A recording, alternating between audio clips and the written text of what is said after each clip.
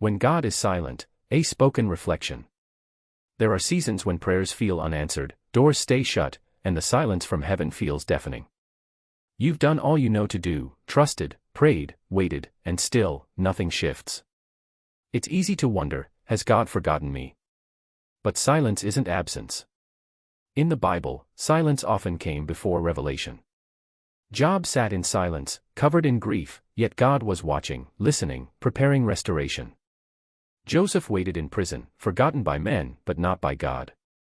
His silence was the soil for promotion.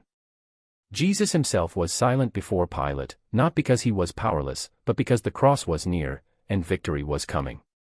God's silence is not rejection. It's invitation. An invitation to trust deeper, to rest in his character when his voice feels far. What we learn in the silence. Faith isn't just believing when we hear, it's trusting when we don't. God is building spiritual muscle, not just giving quick answers. Like James 1:2-4 says, trials produce perseverance, and perseverance leads to maturity. Silence teaches us to listen differently.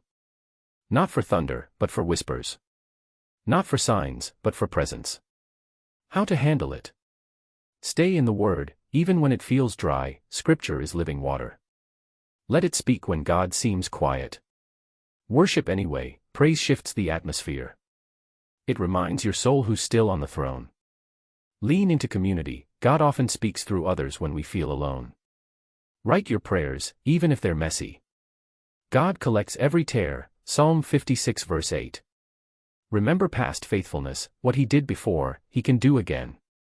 God's silence isn't punishment. It's preparation. He's still working, even when you can't see it. And sometimes, the quiet is where your roots grow deepest. So if you're in that place, hold on. You're not forgotten. You're being formed.